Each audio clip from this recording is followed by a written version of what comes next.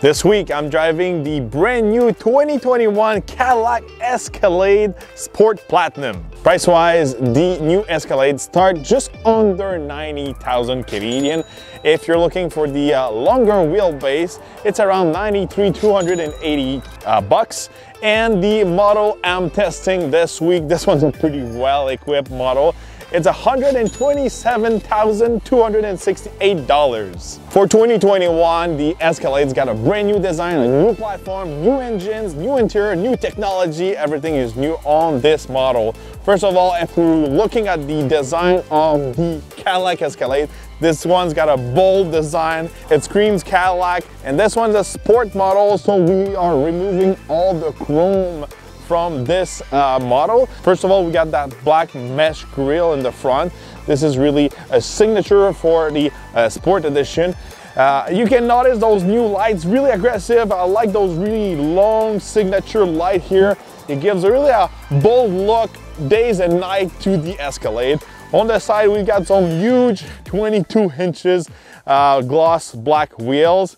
Again, everything is black. Wheels, even the lug nuts are black. I really like that. I'm a big fan of murder look. Same thing for the mirrors, the door handles, everything around the windows. There's no chrome.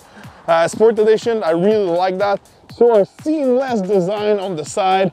If we step in the back, we got those huge tail lights. Again, at night, it's really easy to notice. It's a Cadillac Escalade at night with those huge tail lights. And finally, you got those exhaust tips all in black. So it's a really seamless design with the Sport Edition. It's all black, I really like that.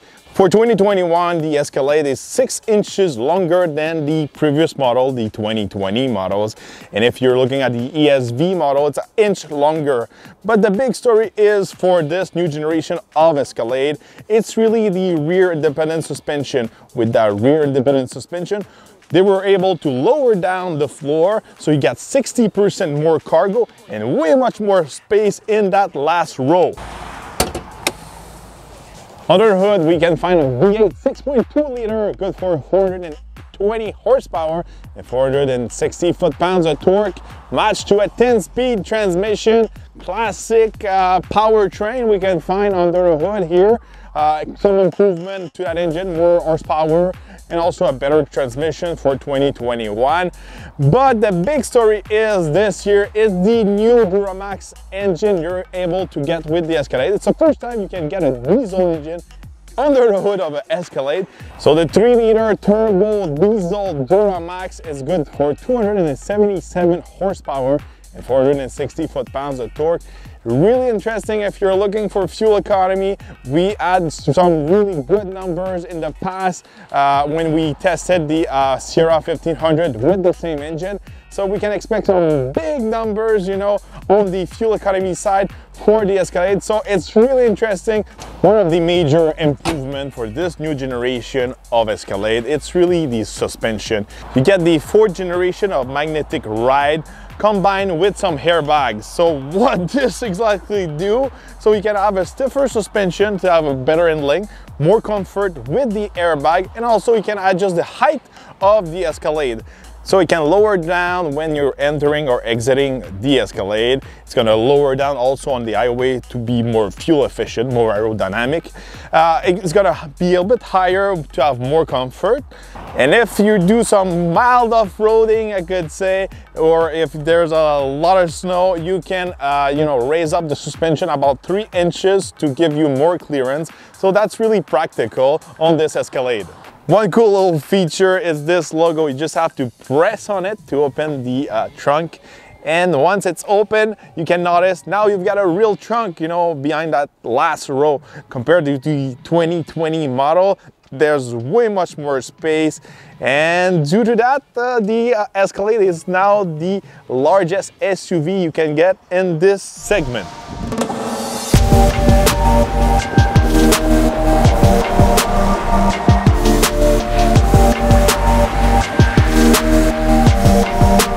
All right, behind the wheel of the Cadillac 2021. First of all, you know, the first thing you notice behind the wheel is really the suspension. This magnetic ride with the air bags, you know, It's just really fantastic. It's really smooth down the road. And with the new independent suspension in the back, it really improves the handling. So, you know, back in 2020, the previous model, you know, it's not the type of SUV you would really push down the curves, but this one can handle some harsh handling, I could say. It's not a sport car, obviously, but it's a big improvement for this generation. Once you step inside of the Escalade, it's really luxurious and a lot of technology. I really like that color. It's like a dark purple. It really matched well the all black exterior. Everything is high quality leather, you know, gloss black. You've got some suede also on the roof. You've got 36 speaker. It's one of the best sound system I've been experiencing this year. Even you've got some speaker in the headrest. These seats are really comfortable. They look good also. I like the pattern of the seats. They're not as complicated as the seat you'll find in a Navigator, but they're really comfortable. Speaking of technology, you've got a 38 inches curve screen in front of you. You've got the two screens.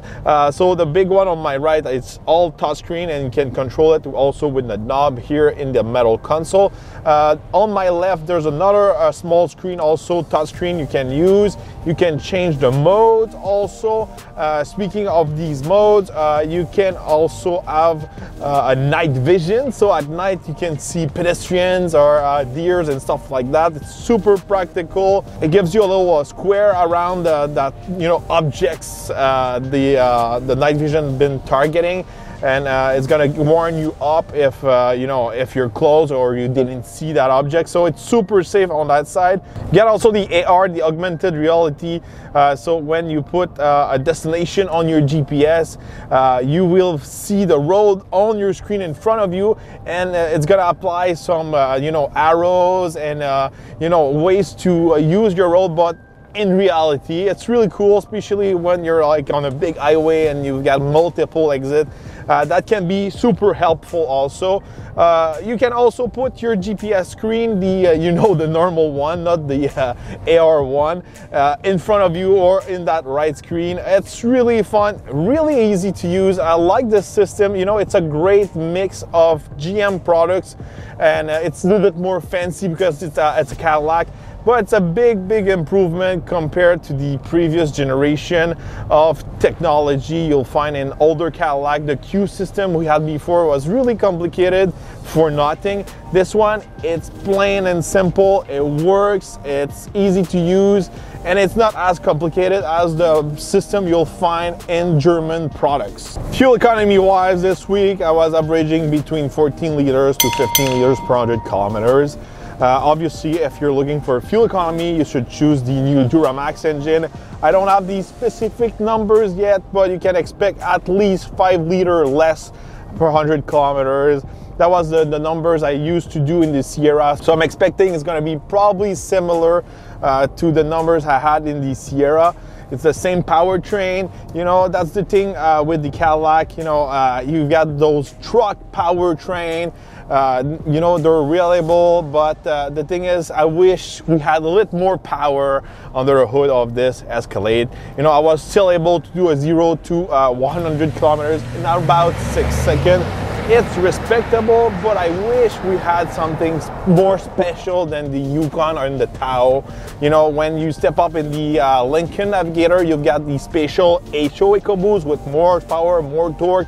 So I wish, you know, Cadillac had a little tweak to the 6.2 engine to have a little bit more power to, you know, make it feel special for Cadillac.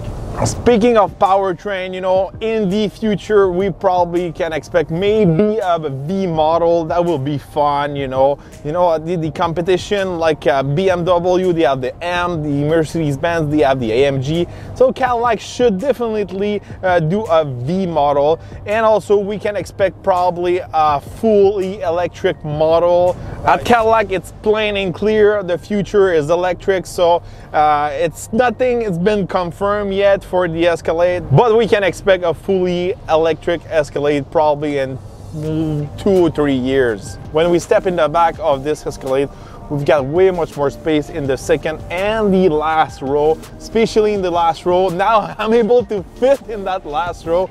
It was not the case before, and now I could say a normal adult can sit straight. You know, usually when I was in that last row, I could sit probably when I put my legs on the side, not you know, sitting the right way, I could say. And also that second row, you can really play with it to have more space. It's super practical, though these vehicles are really made for that, you know. Go on a road trip, have ton of space, bring people, still have a good trunk. Even if you don't have the ESV model, you got a decent amount of trunk, even with all the rows up. It's a big plus. One cool thing also is the screen in the back. You know, you can have your Netflix, you can mirror your device, and also you can play with the GPS. Your kids can find something on the GPS in the back. Let's say they want to go to McDonald's, they're gonna search it on the GPS, then they're gonna press send. The driver is gonna get all the direction. The driver just need to keep his eyes on the road, and the person in the back can do some research for them. This is really cool, especially when you're traveling. One major difference is the metal console. If we compare the Escalade to the Tahoe and Yukon, we don't have the power console, but we do have a real shifter. I really like that. You know, those buttons you'll find in the Yukon and Tahoe, even in the Lincoln. I'm not a big fan of it, but on that side, you're sacrificing on practicality and space. You know, there's always a down point. But you still have a nice little fridge here if you want to keep cool your water bottle or anything you want to keep cool and chill. You've got a little toaster slot, I could say, to recharge your phone wirelessly. But I feel like I'm a little bit more squeezed with this console compared to the one you'll find in a Yukon. You know, it's more fancy and all that. It looks better, but it's way more practical in the GMC. Overall this week, you know, I was pretty impressed with the Escalade. I got a bunch of questions online on my Instagram page. The first question, the main question was, which one would you buy, the Escalade or the Lincoln Navigator? Obviously, the Cadillac products, it's newer. It's a newer generation compared to the Lincoln. So, you know, for me, I prefer the V8 with the 10-speed to the EcoBoost. That's just a personal taste, you know. I like the V8 and the way, you know, the engine reacts, but the EcoBoost will be a little bit better on fuel. But suspension-wise, space-wise, the trunk, the comfort on the road, being able to adjust the height of suspension, all these are really superior to the Lincoln. If you're looking for the ultimate comfort and having all the adjustment in your seat, the seats in the Lincolns are superior, but for me it's not a big deal. So I think, you know, the best way I could find, probably if I was doing a lot of road trips or you know, daily this truck, I would probably choose the Duramax engine to be more fuel efficient, and still, you know, it's still fun to drive. There's a lot of torque in that small Duramax. And the second question I had a lot this week was which one is the better deal? You know, is it the Escalade or the Yukon Denali? The Yukon Denali we tested previously about a couple of weeks ago. It was about 95,000 Canadian. The one we're driving this week, it's 127, almost 130,000. Is it worth it for 30,000 more? It depends on you. You know, if you're all about luxury, technology, you know, the logos, having that you know, that Cadillac attitude, yes, it's worth it. But if you're looking just to have a nice ride, nice comfort, and you're working with your truck, you're not all dressed fancy all the time, the Yukon Denali, it's a way better deal for the price. So let me know which one is the king of the large SUV for you. Is it the Escalade? Is it the Denali? Is it the Navigator? Or is it a German brand, a GLS or a X7? Let me know in the comments. Don't forget to subscribe, like, and share, and we're gonna see each other on the next review.